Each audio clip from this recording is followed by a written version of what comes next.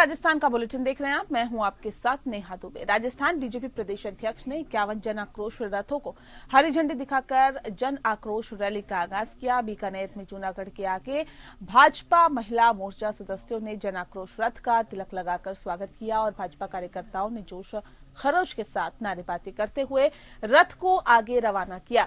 बीकानेर भाजपा जिलाध्यक्ष अखिलेश प्रताप सिंह ने बताया है कि बीकानेर जिले की 5 विधानसभा सीट के सभी गांव और ढाणी चौपाल जाकर लोगों को सरकार की विफलता बताएंगे। उन्होंने बताया कि पार्टी ने राज्य सरकार के खिलाफ चार्जशीट बनाई है, जिसकी जानकारी जनता को दी जाएगी। बीजेपी नेता ने कांग्रेस सरकार पर वादाखिलाफी का आरोप लगाते हुए कहा है कि किसानों को कर्ज माफी के वादे किए थे, उनसे मुकर रही है और बेरोजगारों को रोजगार भत्ता देने की बात भी कही थी।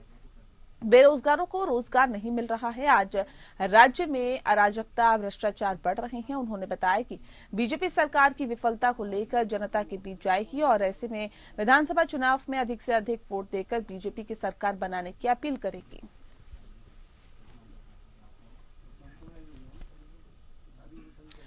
राजस्थान के सीकर में एक बार फिर से गैंगवार देखने को मिला है। उद्योग नगर थाना क्षेत्र में अज्ञात बदमाशों ने गैंगस्टर राजू ठेहट की गोली मारकर हत्या कर दी। बदमाशों ने राजू ठेहट के घर के पास ही वारदात को अंजाम दिया। बदमाशों का भागते हुए सीसीटीवी फुटेज भी सामने आया है, जिसमें फायरिंग करते हुए बदमाश नजर आ रहे हैं।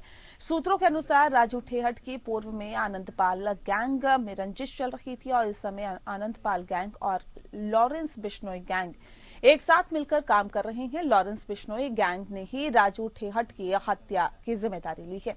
यही नहीं, वारदात को अंजाम देकर भाग रहे बदमाशों ने राह चलते 2 लोगों को भी गोली मारी थी, जिसमें एक व्यक्ति की मौत हो गई जबकि एक घायल हो गया है। कुल 50 से 60 राउंड के करीब बदमाशों ने फायरिंग की है। जानकारी के अनुसार उद्योग नगर थाना क्षेत्र के पिपराली रोड पर गैंगस्टर राजू ठेहट का घर है। आज सुबह राजू ठेहट अपने घर के बाहर निकला था, तभी पहले से घात लगाए बैठे अज्ञात लोगों ने उसे गोली मार दी।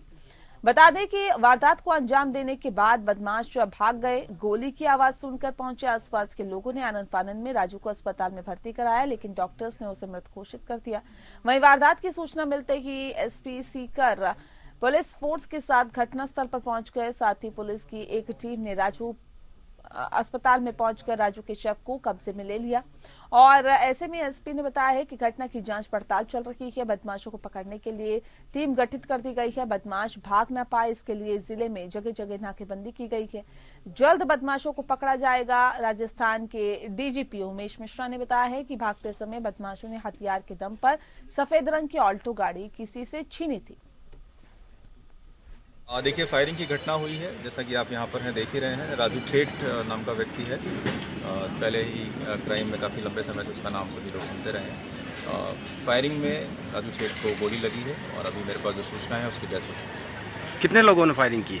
अभी तक 4 लोगों के उस घटना में शामिल होने की हमारे पास में जानकारी है। जो फुटेज हमारे पास में आसपास के कैमरों से हमने लिए, उससे ये पता चलता है कि 4 लड़के हैं, जिनमें से शायद किसी को वो जानता भी, क्योंकि एक लड़का उससे कुछ देर बात करता हुआ दिखता है। बाकी जो डिटेल है वो हम डेवलप करने के बाद आपको बताऊँ। नो डाउट मुझे भी पता चला, अभी जस्ट मुझे किसी ने बताया कि कोई वहाँ पे फायरिंग हुई और उसमें एक व्यक्ति की डेथ हो गई। ये तय बात है कि कानून का राज कायम रहना चाहिए और ये जो गैंगवार है, इसमें यदि किसी की भी डेथ होती है, कौन मारता है, किसी को छोड़ेंगे नहीं। अभी जयपुर में पिछली बार 2-3 जगह जो भी हुए, सब जगह वो गिरफ्तारियां हुई। सख्त से सख्त कार्रवाई करना और लोगों को जेल भेजना, ये तय बात है। मैं लोगों से अपील करूंगा, आपराधिक रास्ते पर कोई भी जाने की कोशिश नहीं करे। आपराधिक रास्ते में किसी का भी भला नहीं है। ये जिस तरह से गैंगवार मैंने देखा, अधिकतर स्टेट में नया काम डेवलप हुआ है कि वर्चस्व के लिए एक दूसरे की हत्याएं हो रही है। जो माहौल आ रहा है, ये माहौल रुकना चाहिए। इसको रोकने के लिए जितनी सख्त कार्रवाई पुलिस कर सकती है वो आदेश सरकार ने दिए हैं। हमारी पुलिस एक्टिव है, कोई भी मुलजिम बचेगा नहीं, सबको गिरफ्तार किया जाएगा और कानून उनके लिए सख्त से सख्त कार्रवाई। वहीं रामगढ़ थाना पुलिस ने सोशल साइट के माध्यम से सेक्स चैट पर ब्लैकमेल कर लोगों से पैसे ऐंठने वाले 3 शातिर बदमाशों को दबिश देकर गिरफ्तार कर लिया है। बताया भी जा रहा है कि तीनों बदमाश रामगढ़ कस्बे में किराए के मकान को लेकर OLX पर लोगों के साथ ठगी करने और सोशल साइट के माध्यम से सेक्सी चेक कर लोगों को ब्लैकमेल करने का काम किया करते थे। गुप्त सूचना पर पुलिस ने कार्रवाई करते हुए तीनों आरोपियों को गिरफ्तार कर लिया। पुलिस के मुताबिक तीनों आरोपी सोशल मीडिया पर अपनी साइट बनाकर सेक्सी चैट भेजते थे और बताया भी जा रहा है कि उसके बाद शख्स का वीडियो बनाकर उसका वीडियो वायरल करने की धमकी देकर पैसे ऐंठते थे। तीनों आरोपियों के पास से पुलिस ने 7 मोबाइल 6 सिम बरामद की है। थानाधिकारी सुरेंद्र कुमार ने बताया है कि पायल मैरिज होम के पास से सोशल मीडिया साइट के माध्यम से सेक्स चैट पर ब्लैकमेल करने वाले 3 शातिर बदमाशों को पुलिस ने दबिश देकर गिरफ्तार कर लिया। कल इवनिंग में मुखबिर खास से सूचना मिली थी कि 3 लड़के हैं जो सागर मैरिज होम के पास कमरा किराया लेकर के रहते हैं और वो सेक्स टॉर्शन का काम करते हैं। सेक्स वीडियो दिखाकर लोगों को ब्लैकमेल करके पैसा कमा रहे हैं और OLX की ठगी का काम कर रहे हैं, जिस पर दबिश दे करके उनको पकड़ा गया।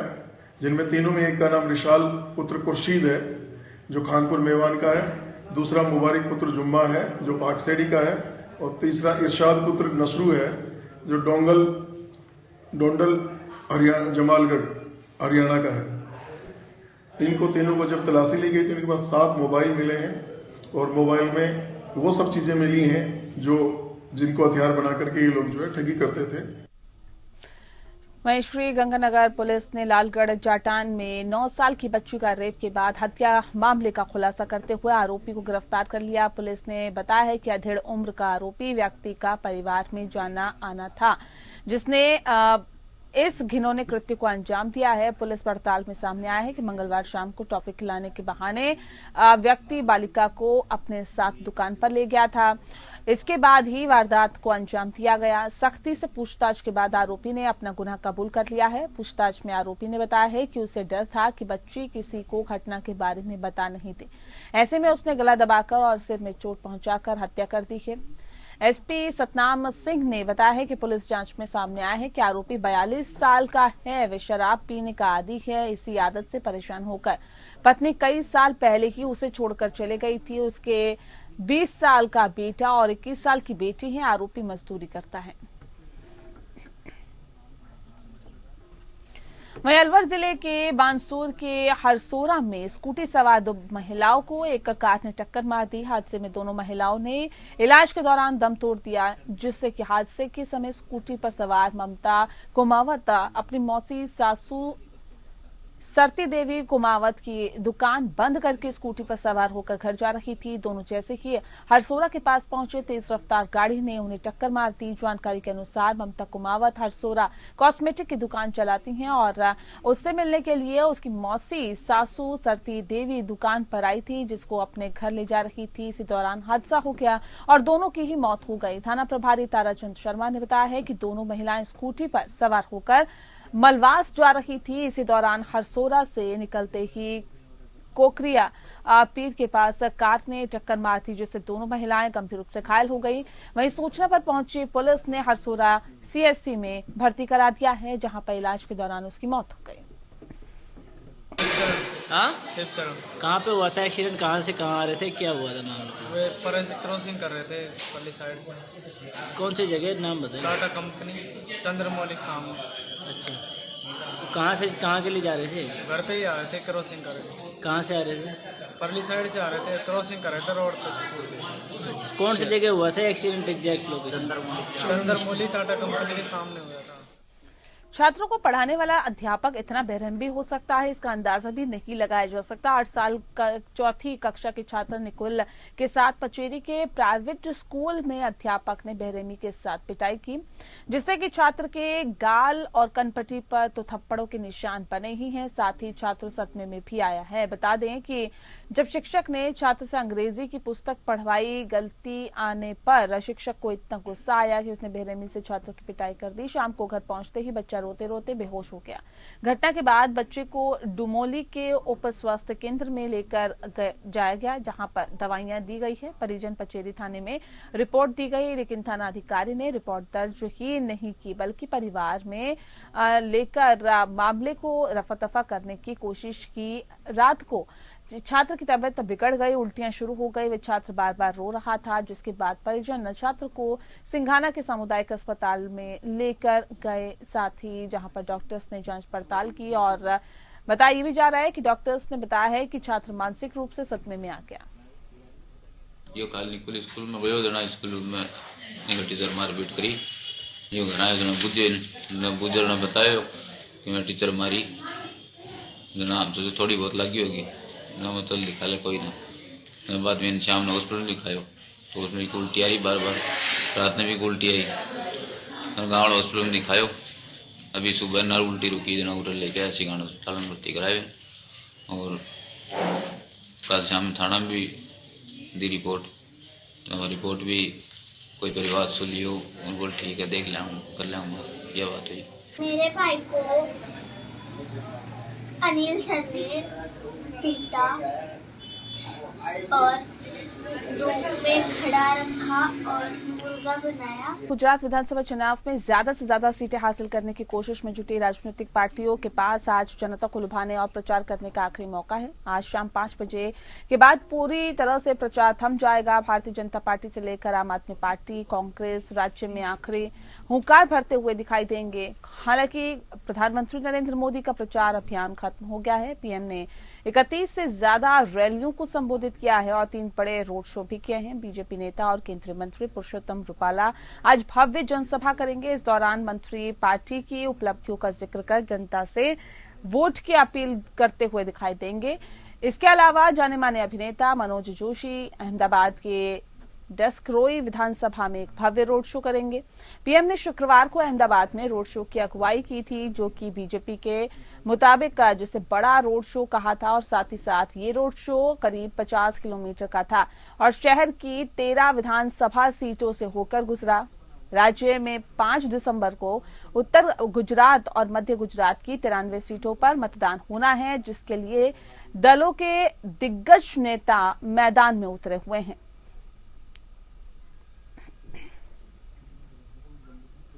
5 दिसंबर को यूपी की मैनपुरी विधानसभा, आपको बता दें, माफ कीजिएगा, लोकसभा और रामपुर की खतौली विधानसभा उपचुनाव होने हैं इस पर। और ऐसे में बताया भी जा रहा है कि आज इन इलाकों में चुनाव प्रचार का आखिरी दिन है। उत्तर प्रदेश की मैनपुरी लोकसभा सीट पर उपचुनाव की रणभेरी बज गई है। मुलायम सिंह यादव के निधन के बाद खाली हुई सीट को एक और जहां सपा के लिए साख बचाने की चुनौती है। मैनपुरी लोकसभा उपचुनाव में मुख्य मुकाबला सपा के उम्मीदवार डिंपल यादव और बीजेपी के उम्मीदवार रघुराज सिंह शाक्य के बीच में बताया जा रहा है। मैनपुरी सीट समाजवादी पार्टी का मजबूत गढ़ है। यहां से मुलायम सिंह यादव चुनाव लड़ते थे और उन्हें हर वर्ग का समर्थन मिलता था। साल 1996 से लेकर अब तक ये सीट सिर्फ मुलायम सिंह या फिर उनके परिवार के पास ही रही है। रामपुर को सपा का मजबूत गढ़ माना जाता है और ये सीट आजम खां की सदस्यता रद्द होने की वजह से खाली हुई है।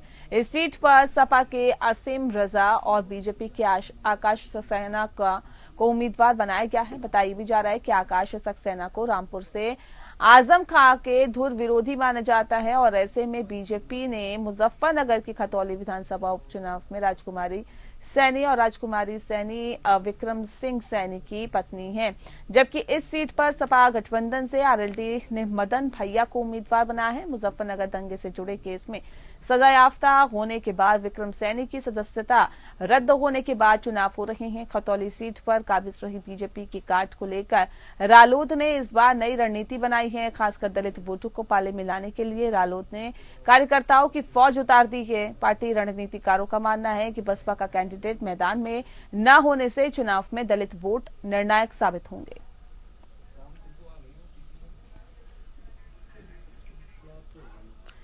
दिल्ली के एमसीडी चुनावों के लिए कल वोटिंग होगी और दिल्ली के स्कूलों में पोलिंग बूथ बनाने के लिए शनिवार को छुट्टी कर दी गई है। इस संबंध में शिक्षा निदेशालय ने आदेश जारी किया है।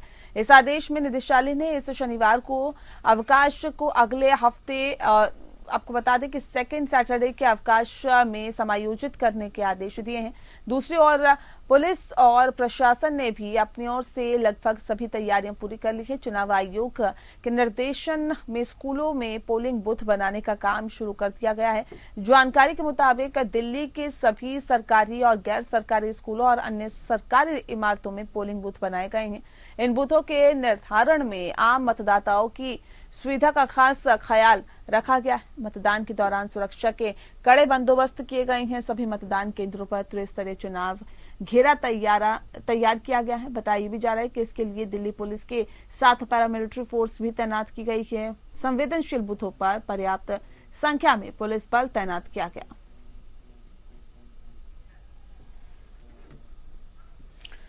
श्रद्धा हत्याकांड में पुलिस को अहम जानकारी हाथ लगी है। पुलिस को वह हथियार मिल गए हैं जिससे आफताब ने श्रद्धा के शव के 35 टुकड़े किए थे। बता दें कि सूत्रों से मिली जानकारी के अनुसार पता चला है कि आफताब ने चाइनीज चॉपर से श्रद्धा की बॉडी के टुकड़े किए थे। सूत्रों के मुताबिक आफताब ने श्रद्धा की हत्या के बाद सबसे पहले श्रद्धा के हाथ के टुकड़े किए थे। नार्को टेस्ट में उसने बताया कि उसने जिस छोटी आरी से श्रद्धा की बॉडी काटी थी उसे कहां फेंका था। अब पुलिस उस लोकेशन पर हथियार की तलाश कर रही है। पुलिस ने आफताब के फ्लैट से कई धारदार हथियार बरामद करने का दावा किया है। यह भी कहा जा रहा है कि उन्हें हथियारों से श्रद्धा की बॉडी के टुकड़े किए गए थे। अब पुलिस ये पता लगाने की कोशिश कर रही है कि आफताब ने ये चापड़ कहां से खरीदा था। इसके अलावा पुलिस इस बात की भी पड़ताल कर रही है कि यह हथियार 18 मई से पहले तो नहीं खरीदे गए थे। अगर ये साबित होता है तो हथियार हत्या के पहले खरीदे गए थे तो ये भी साबित हो जाएगा कि आफताब ने साजिश के तहत हत्या की। और ऐसे में हालांकि आफताब लगातार यही बात कह रहा है कि उसने गुस्से में श्रद्धा का कत्ल किया। सूत्रों के मुताबिक श्रद्धा की हत्या के कई महीने बाद तक आफताब ने श्रद्धा का मोबाइल फोन अपने पास ही रखा था। मुंबई पुलिस ने जब उसे पूछताछ के लिए बुलाया था उस वक्त भी श्रद्धा का मोबाइल फोन उसी के पास था। बाद में वो फोन उसने मुंबई में समंदर में फेंक दिया था। अब उसके शौक से जुड़ी एक बड़ी जानकारी सामने आई है। पता चलता है कि शतरंज का खेल बहुत उसे पसंद है। तिहाड़ जेल के सूत्रों के मुताबिक बैरक नंबर 4 में बंद आफताब टाइम पास करने के लिए घंटों शतरंज खेलता रहता है। वह अपने बैरक में अकेले ही शतरंज की बिसात बिछाता है।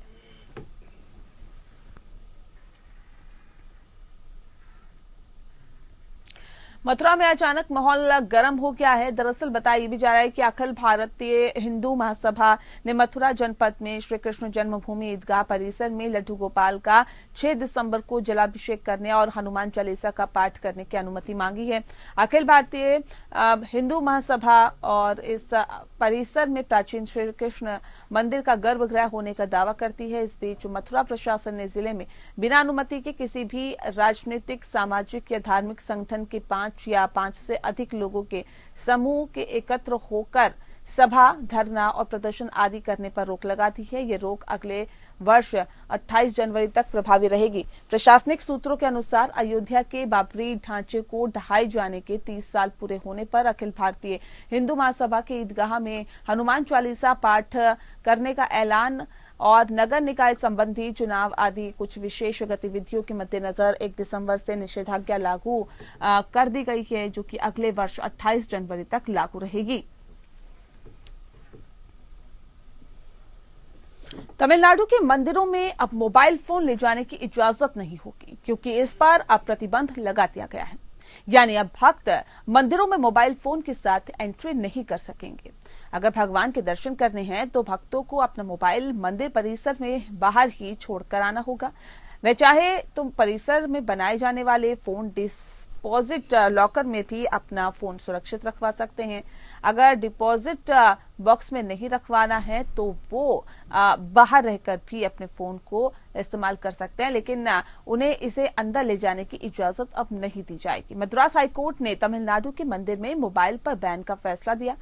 हाईकोर्ट ने राज्य सरकार को निर्देश दिया है कि मंदिरों में भक्त द्वारा फोन ले जाने पर प्रतिबंध को सुनिश्चित करे। ये फैसला देते हुए कोर्ट ने कहा है कि मंदिरों में मोबाइल के इस्तेमाल पर रोक लगाने का कदम इसलिए उठाया गया है जिससे कि पूजा स्थलों की पवित्रता और गरिमा बनी रहे, लोगों को कोई असुविधा न हो। इसके लिए मंदिरों में फोन डिपॉजिट लॉकर स्थापित किए जाएंगे ताकि दर्शन के लिए आने वाले सभी भक्त अपने फोन यहां पर सुरक्षित रखवा सकें।